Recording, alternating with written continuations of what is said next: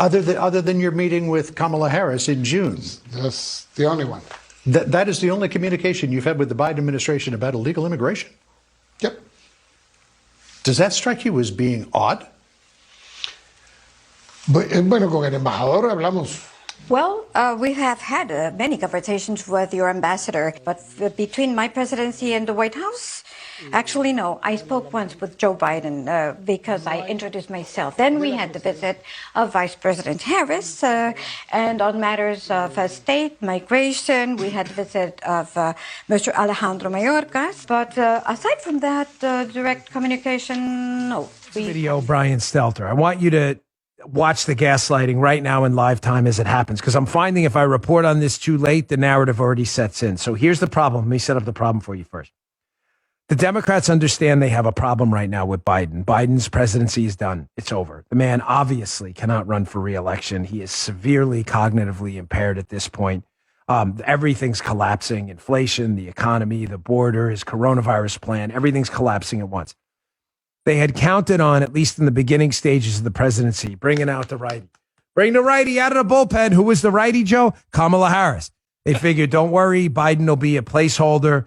He'll hand off like a football, hand off the presidency to Kamala Harris. She'll get it. She's the running back. She goes downfield. Look at this. We win. We get 3 terms. Biden, Harris, Harris. Well, that's falling apart. Why?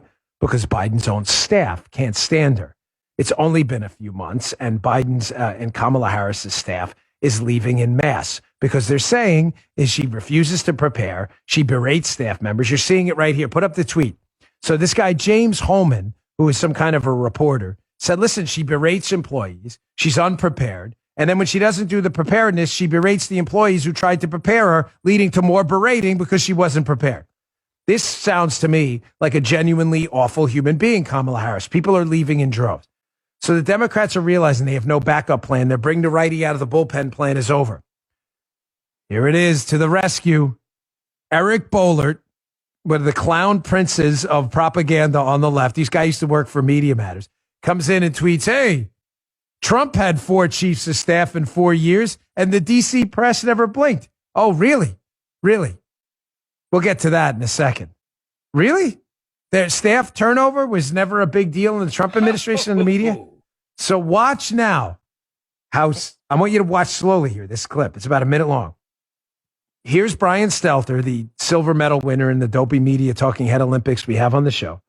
Here's Brian Stelter running in to try to rescue Kamala Harris, to make a story about Harris's failures and Biden's failures, really about Donald Trump, and trying to get the media away. Watch how he tries to nudge the media away from talking about Kamala Harris's grotesque failures. Check this out. The White House on offense this weekend, sharply criticizing some major news outlets.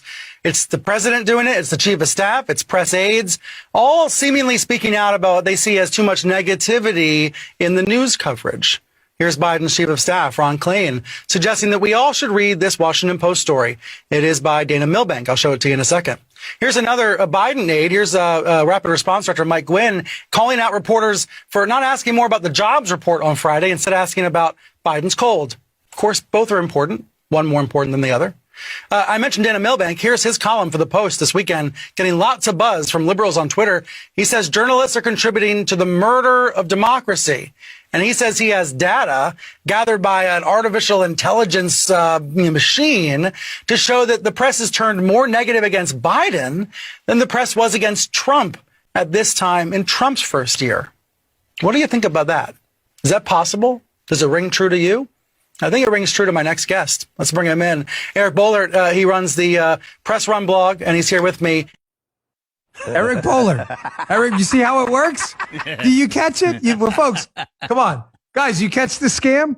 Dude. So you get some guy who's a lunatic, like a fringe left-wing moonbat nut job like Eric Boehlert, who is a nothing but a propagandist. The guy has zero attachment to facts or reality at all. His only mission is to lie to you to protect this socialist cause these guys believe in. That's his only mission. The guy's not attached any way to reality.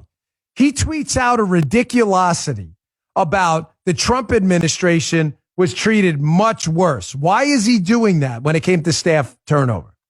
He's doing it to scare off the media from covering Harris stories who don't want to be criticized by left-wing moonbats like Eric Boehlert. In other words, you better not cover Harris's staff failures. We'll say that you were nicer to Trump. Problem is they weren't nicer to Trump. Here's the evidence right in front of you. It's a Washington Post headline. The high-profile departures from a turbulent Trump administration.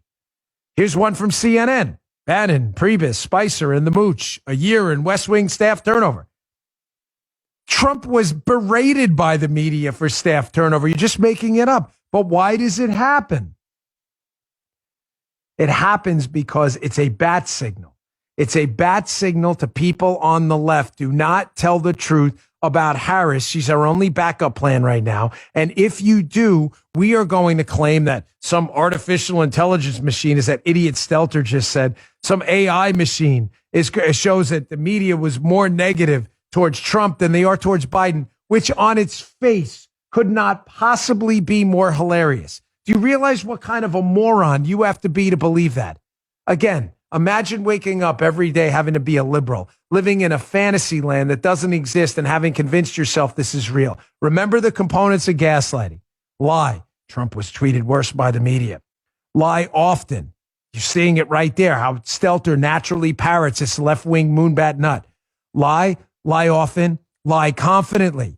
You see how Stelter's on the show? He's so proud. Oh, AI said it, Joe. AI said Trump was treated worse. Artificial intelligence. And then 4, isolate people from the truth.